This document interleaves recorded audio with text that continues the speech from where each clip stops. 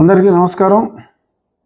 ఈరోజు ఉదయం సుమారు 9 గంటల ప్రాంతంలో ఒక శుభవార్త వినటం జరిగింది టీవీ ద్వారా.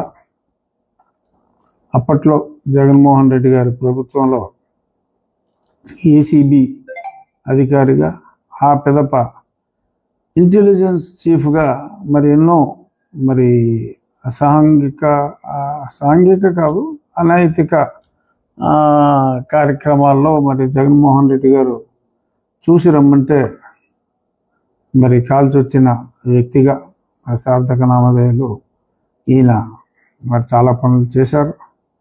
అందులో ఒకటి ముందుగా నాది, ఆ తర్వాత కొన్ని సంవత్సరాల తర్వాత జైత్వాని యాక్ట్రెస్, హిందీ యాక్ట్రెస్. ఆ కేసులో ఐ థింక్ ఆ కేసుని సిఐడి విచారిస్తున్నట్టుగా ఉంది. అలాగే ప్యారలల్గా నా కేసులో నన్ను అక్రమంగా అరెస్ట్ చేసి, సరే అక్రమమా సక్రమమా అరెస్ట్ అనేది సరే వాడి ఆర్గ్యుమెంట్ వాడికి ఉండొచ్చు, కానీ ఒక నోటీస్ ఇవ్వకుండా, ఏమీ లేకుండా, ఇక్కడ హాస్పిటల్లో డాక్టర్కి చూపెట్టకుండా, అక్కడికి వెళ్ళిన తర్వాత కూడా హాస్పిటల్కి తీసుకెళ్లకుండా, ఆ రోజు రాత్రి ఘోరంగా చిత్రవద చేసి, అందులో A1గా ఇప్పుడు పివి సునీల్ కుమార్ ఉన్నాడు, A2గా రామాంజనేయులు ఉన్నాడు, సీతారామాంజనేయులు బేసిక్గా వ్యూహకర్త. అతను వ్యూహరచనలో ఘనాపాటి అని అందరూ అంటారు. పివి సునీల్ కుమార్ కూడా యాదవ పనులు చేయటంలో ఎప్పుడూ ముందుంటాడు. ఆ పివి సునీల్ కుమారు ఇతను వ్యూహరచనలో భాగస్వాములు అనటంలో ఎటువంటి సందేహం లేదు. ఇప్పుడు జత్వాని కేసులో సీతారామాంజనేయులు తన్ని అరెస్ట్ చేయటం జరిగింది.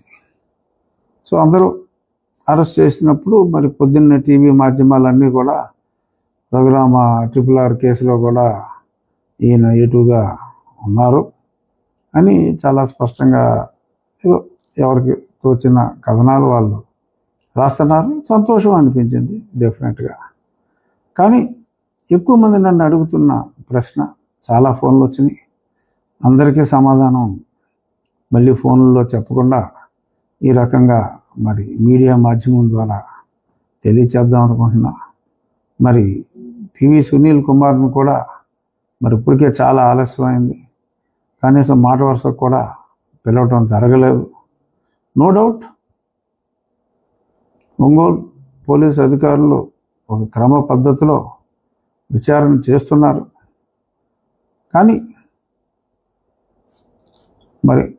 దెబ్బలు తిన్నోడు నాలాంటోడు అట్లీస్ట్ మోటారు వాహనం అంటే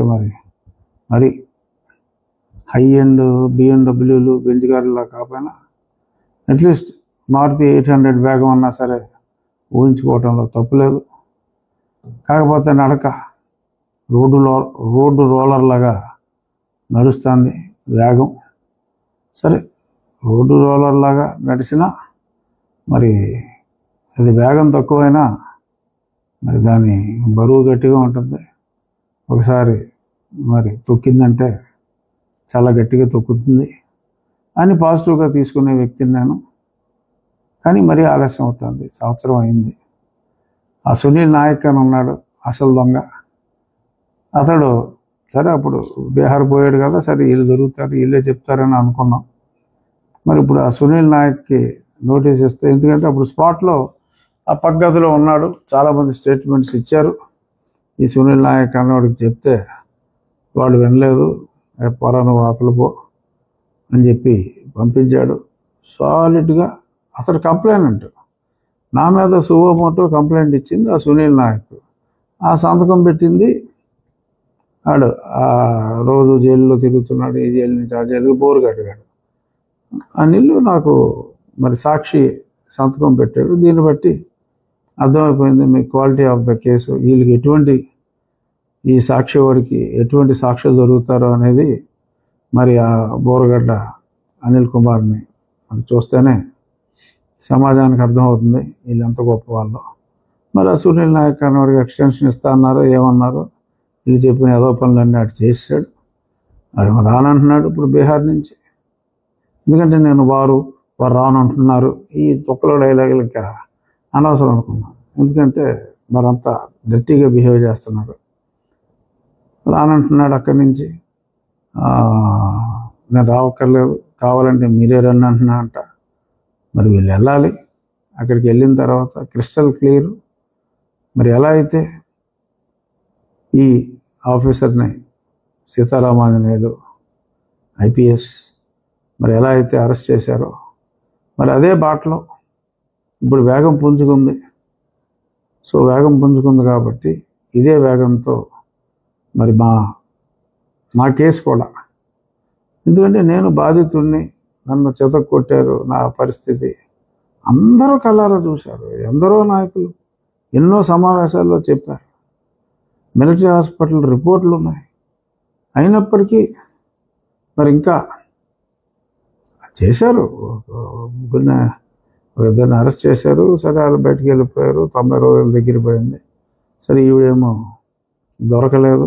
ఒక మహిళ అయినా సరే మరి ఆవిడ బలే తప్పించుకుంది. సుప్రీంకోర్టులో టెంపరీగా ప్రొటెక్షన్ దొరికింది. రేపు 24వ తారీఖు అంటే ఎల్లుండు మళ్ళీ విచారణకు వస్తుంది. మరి విచారణలో మరి ప్రొటెక్షన్ వస్తే ఆవిడకి మెమరీ రాదు. ప్రొటెక్షన్ ఒకరోజు ఆపినా మరి ఆవిడకి తప్పకుండా అన్నీ గుర్తొచ్చేస్తాయి. అందులో ఎటువంటి సందేహం లేదు.